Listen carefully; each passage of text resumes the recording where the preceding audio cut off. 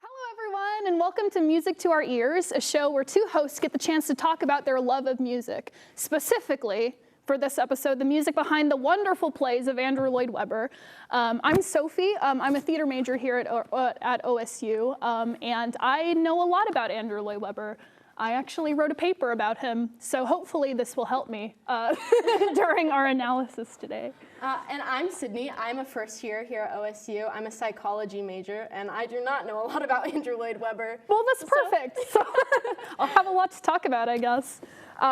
So to get into some brief history about Andrew Lloyd Webber, he's been around in music for a really long time. He was actually born in 1949 in Kensington, England, and music was always a part of Andrew Lloyd Webber's life.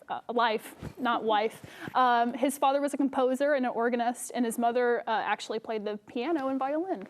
And then at the age of 9, he actually wrote a 6-page musical, or not a 6-page musical, a 6-page suite, which is a musical term for an ordered set of band pieces. Even more impressive is that when he was only 19 when he wrote the music for his first produced work, Joseph and the Amazing Technicolor Dreamcoat. And since then, he has really transformed the music composition game by giving us musicals such as Cats and, most notably, The Phantom of the Opera. Wow, in 2001, the New York Times referred to him as the most commercially successful composer in history. Many of his songs became mainstream classics after they were released, like Memory from Cats and the music of the night from Phantom of the Opera. The Daily Telegraph ranked him in the 5th most powerful person in British culture. In 2008, lyricist Don Black, writing, "Andrew more or less single-handedly reinvented the musical. He is one of 17 people to have won an Oscar, an Emmy, and a Grammy and a Tony. He has a star on the Hollywood Walk of Fame and is an inductee to the Songwriters Hall of Fame. Andrew Lloyd Webber is a very well-decorated man."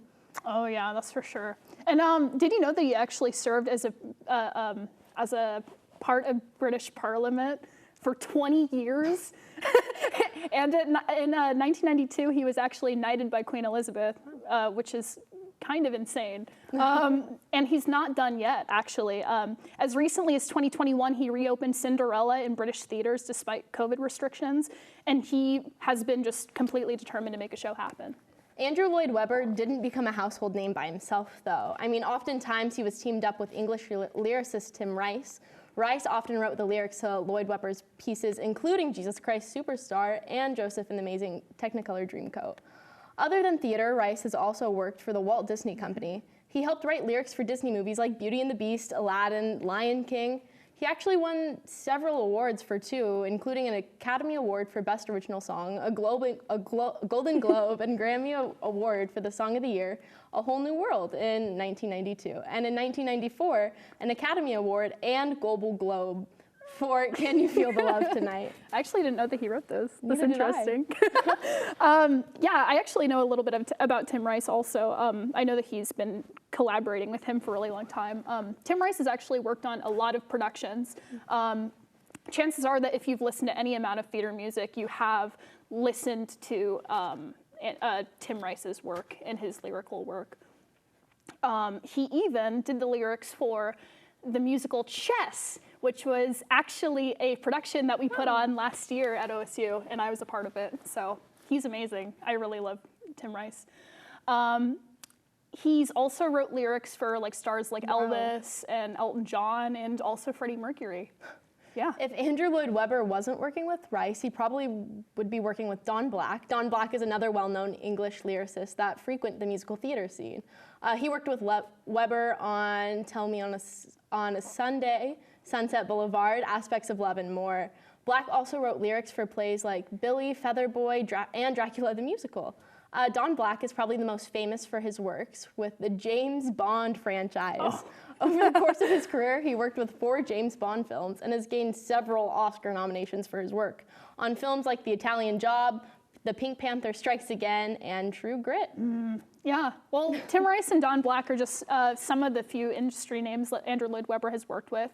Andrew Lloyd Webber is a visionary responsible for the music behind many great plays, one of these being Phantom of the Opera. And this is one of your favorites, right, Sydney? Yes, I love Phantom of the Opera.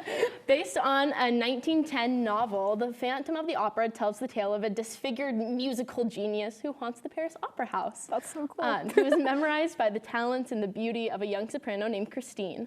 The Phantom lures his protege and falls fiercely in love with her. But Christine's childhood sweetheart comes back to her life, and the Phantom's obsession sets the scene for a dramatic turn of events where jealousy and madness and passion collide. The plot of The Phantom of the Opera is fiction, but several elements are based on true events. There's no doubt that the musical does not take place, but many aspects of this story are inspired by real things, like the Paris Opera House is real. Yeah. In addition, the emphasis on love and entertainment and the touching music of The Phantom of the Opera makes it a popular classic. Its emphasis on romance and constant entertainment and love being equal to power, and Jesus Christ Superstar being a prime example of Andrew Lloyd Webber delivering this concept. And for the first time, I heard this musical was very apprehensive and honestly kind of weirded me out a little. But let me tell you, it does not mess around. It slaps hard. Andrew Lloyd Webber somehow managed to turn the story of Jesus' final days and betrayal of Judas into this major rock musical with a spectacular numbers and some insane vocal talent. Yeah, no, Jesus Christ Superstar is probably like one of my absolute favorites. The main theme of it is fate, and it kind of plays out with as a tragedy, which is like my favorite part about it because it's like no one can undo what's going to happen to them. Like they're all like kind of at the woes of their own destiny, which makes for a really compelling story. Wow, that really does bring something new to the table, huh? Mm-hmm. Awesome, awesome. Well, enough for Jesus Christ Superstar for now. We're going to take a quick break, and then when we come back, we'll be talking to Lauren Servius, OSU faculty member, about her love for Andrew Lloyd Webber. So we'll be right back.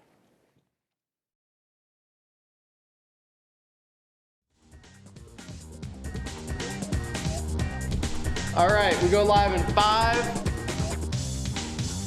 4,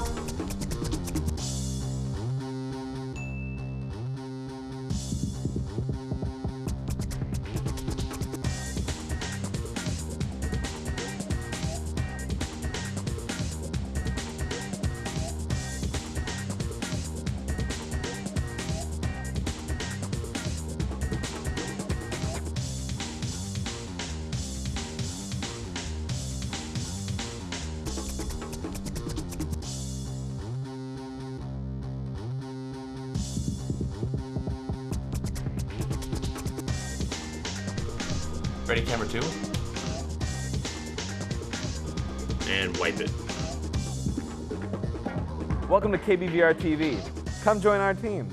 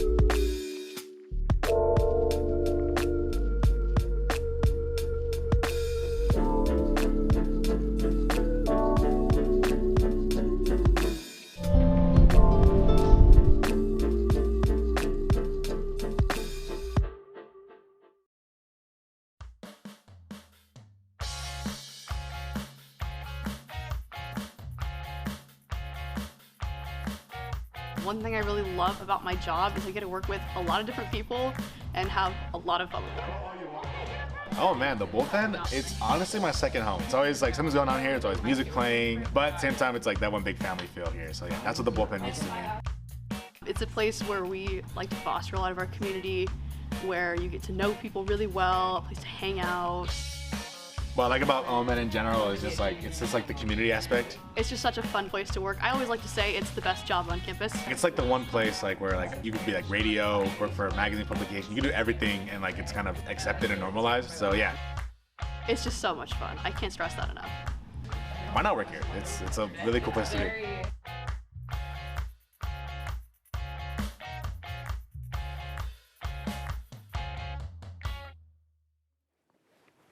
Welcome back, everyone. We would like to introduce our guest for today's show, Lauren Zervitz.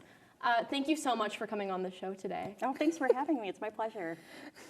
Could you tell us a little bit about yourself?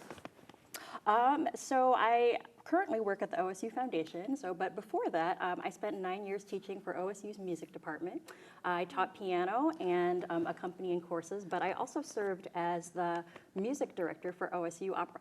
That's actually really That's cool. Right, yes, which included musicals. So I got to be the music director for shows like The Secret Garden. Oh, yeah. Yeah, I saw that one a few years back. That was so good. So Kiss Me Kate, super fun stuff. Are you still doing opera workshop and all that stuff? I'm not, but I'm doing it more independently now as a freelancer. But I'm a proud supporter of the OSU Performing Arts. Awesome, awesome. Yeah.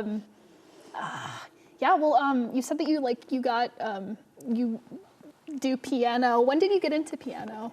Oh, let's see. So I started when I was pretty young. So for my 5th birthday, my parents offered to give me a piano or violin lessons because my grandfather made violins. Oh, that's so cool. So they were really hoping I would pick the violin because, free instruments. And then, of course, I said, no, I want to play the piano. So yeah, well, that's great. So the rest is history. So I heard that you're a fan of Andrew Lloyd Webber. So I am. When did you first get into him? So actually, Phantom of the Opera was my first large-scale professional show that I saw. So musical, cool. And I saw it in San Francisco in 1994, and I was hooked. So yeah. All the other kids in my middle school were listening to 9 Inch Nails and Boyz II Men, and I was listening to Andrew Lloyd Webber. So well, that's great. Yeah, no, it's a spectacular musical, especially when it comes to production value and all that stuff. It's true. Yeah. So is that your favorite musical, or? It's one of them. I think it has a special place in my heart just because it was the first big, large-scale professional production that I saw. But yeah, it's up there. I like that one. I'm also a big fan of Andrew Lloyd Webber's Sunset Boulevard. Oh yeah. So yeah, and he's got a bunch of great shows. I love JC Superstar. That's my favorite. Yep. Do you have a favorite soundtrack from any Andrew Lloyd Webber shows? Ooh, I really like Evita. So there's kind of a mix of different genres in there. And it's a semi-biographical. So yeah. Yeah, that's one of my favorite things about him. I love all of his biographical musicals. I think that they're just fantastic. Oh, it's good stuff. Yeah. Do you think that do you have any songs that are particularly stick out to you when you think of his music? Gosh, yeah. I mean, I think he's such a master of writing really great melodies and then very beautiful and arresting chord progressions underneath. So I do love a lot of his solos. Let's see, Music of the Night, his duets are great, Phantom of the Opera to name one, but his large-scale ensemble numbers where everyone on stage is singing and there's something happening all over the place, and I love those. Those are really fantastic. Oh, I love them too. Yeah. Would you say he's one of your favorite composers? Yeah, for musical theater, yeah. I mean, there's several that I love. Jonathan Larson, of course, Lin-Manuel Miranda. But yeah, Andrew Lloyd Webber, definitely one of them. Yeah, he's definitely one of those people that you can't really ignore when it comes to this kind of stuff. It's true, right? Yeah. So you say that you were in op shop and stuff like that. Have you ever had the chance to be in an actual production yourself? So I have not for a long time though. So once I got to graduate school, I wanted to be on more of the production side of things. So as the music director for OSU Opera, I was playing piano. I was helping people with language, giving tips on memorization, helping with vocal warm-ups. And that's what I really love. But as performer, the process is just as important as the product. So I love the process. So yeah. Yeah. Would you say that his music is kind of challenging to play? Because I know that when it comes to things like Jesus Christ Superstar, it's really funky and really, there's some insane guitar riffs and stuff like that. It's true, yeah. I think some of his music is really challenging, and then especially when you have to play it on the piano, it's written for guitar or some other instrument, and you're trying to replicate that on 88 keys. But he also still makes it playable and recognizable so that it works, which is part of his genius. Absolutely. Do you feel like singing it is challenging? I do, especially certain roles like Phantom of the Opera. Coming back to that, the role of Christine Daae. Her range goes up. It's in the stratosphere. She has to sing so high, and it's not something everyone can do. And then with the role of Jesus also in Jesus Christ Superstar. Right. I know that his note in Gethsemane is always like such a toss-up. Oh yeah. And it's always like up for debate, basically, because it's like, like you have like Ted Neely, who is, like the OG, who is like the film Jesus, and like he can do like, like that rock and roll, like screeching, and it's like amazing. But then you have like, is it Ian Gillan from Deep Purple? Oh, right, yeah. Who was, I think it's Ian Gillan. I think that's what his name is. And he has his own techniques and stuff, so it's really fascinating. That's one of the kind of the caveats I think of like being in a production like that, is because like the music is just so like complex, but it's amazing. It's true, very true. Oh, yeah. Do you feel like, I don't know, an Andrew Lloyd Webber play would be hard for a community theater to put on? I think it depends on the play. Little known fact, so our very own Corvallis High School did Cats a few years ago. And they for those who haven't seen the Corvallis High School Theater, it is amazing. It's just state of the art. They have beautiful Juliets, on the walls where people can appear, and they had it all. They had these incredibly lavish costumes. They had a great ensemble. So it can be done, but it is going to be a very, very big undertaking. No, that is. And I know that Corvallis High School puts on like amazing productions. I've heard. It's true. Definitely. They do. I would have loved to see that, because I think that Cats is just absolutely ridiculous. It is. Do you have any musicals that you don't like so much, or are you pretty?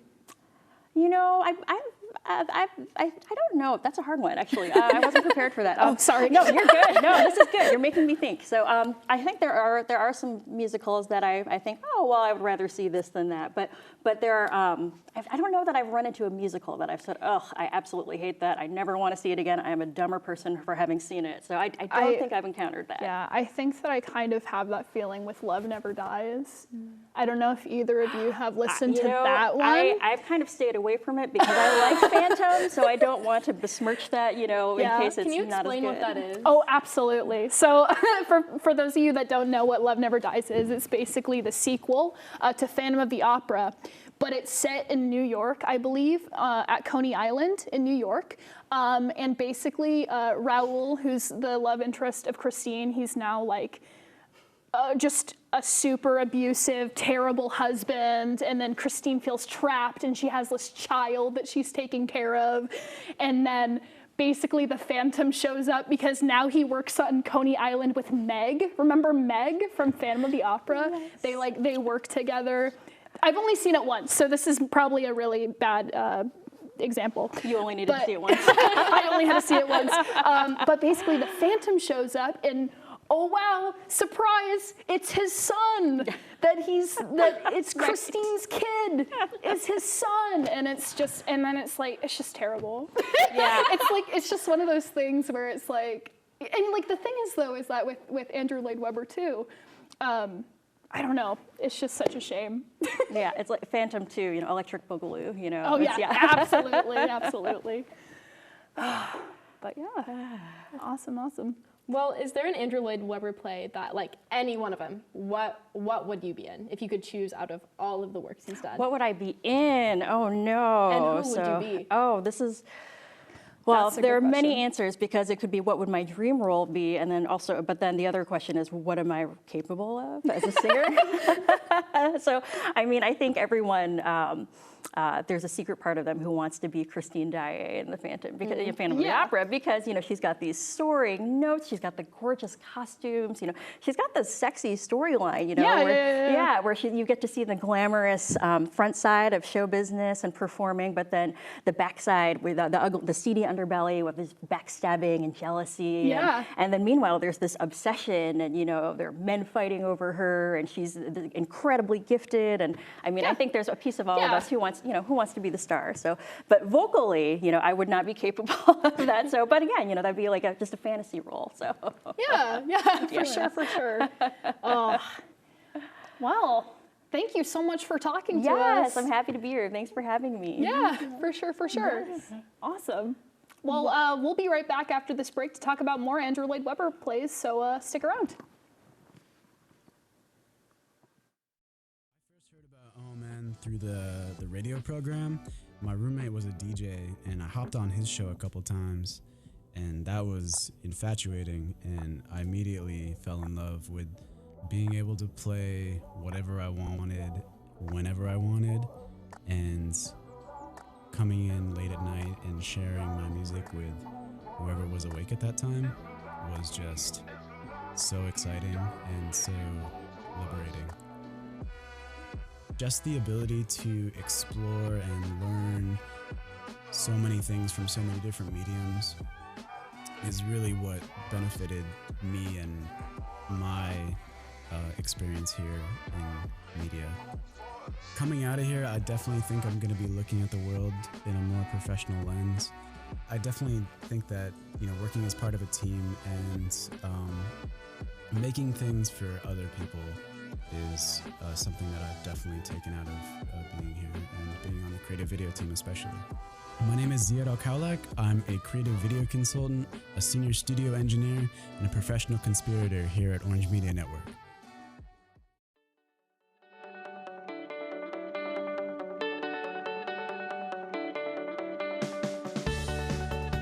Encounter a single mean person, as much as you insist that you're mean, Jada. I don't know if I'm...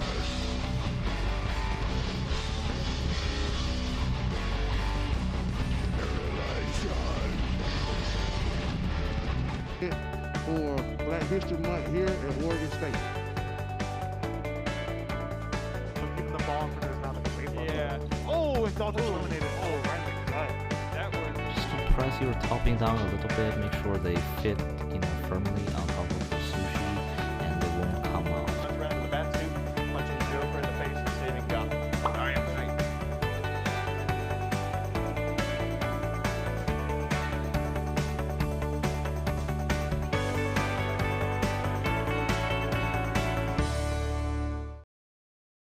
Since we both know about Andrew Lloyd Webber, we thought that'd be fun for us to rank his productions and then break them down for you. Perfect. We will reveal our least favorites first, and then we'll lead up to our favorites. In the number 1 spot, revealing, we'll be discussing Cats. Okay, but first we want to talk about our least favorite, which is going to be our number 4 today. Yep. So number 4 musical, what do you have down for it? So, it feels a little bit sacrilegious. However, I think that my number 4 choice would have to be Joseph and the Amazing Technicolor Dreamcoat. Not because I don't love it, because it's, I know I'm wounding you. Not because I don't love it, but because of my number 3 option, which we'll discuss later. I love Joseph, so that does hurt my heart a little bit. But my number 4 is going to be Cats. Cats is just so much. Cats is just a lot and nothing at all at the same time. Yeah. And I can't get on the Cats train. A lot of people can. I'm not one of those people.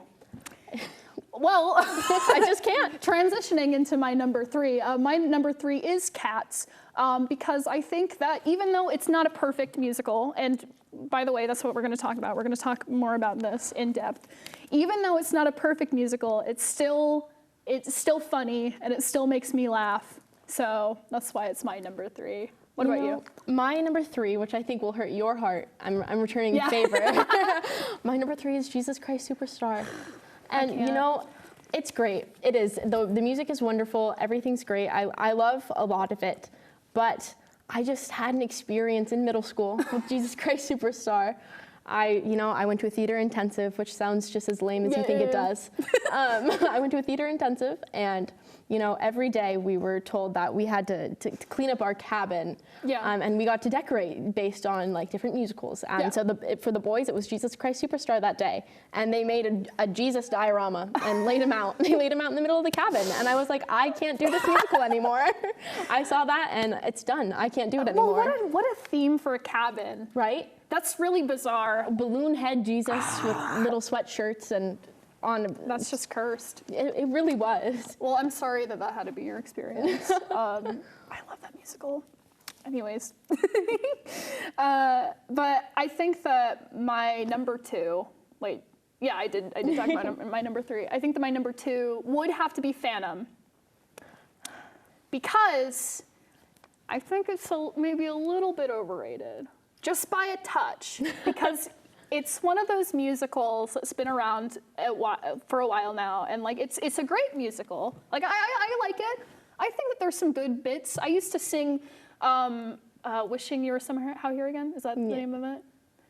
I used to sing that like in the shower all the time, you know, when I was a teenager. Like I once wanted to be Christine Daae, but I just think it's just a little bit overrated. But I do enjoy it, and I think that it does at least deserve to be in the top 2. That's very valid. Yeah. There's definitely like a very big hype over Phantom, which I love.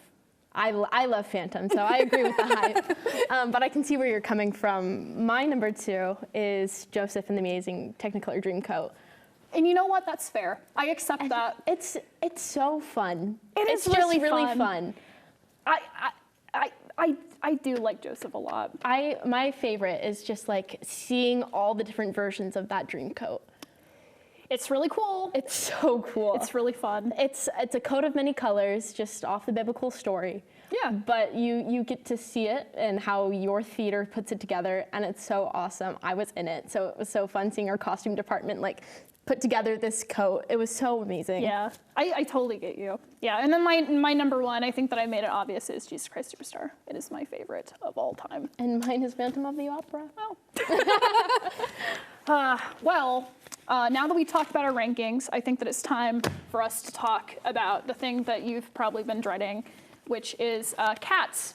Because I thought that it would be appropriate to defend my love for Cats, because I know that it's a very bizarre musical. However, it's so wacky.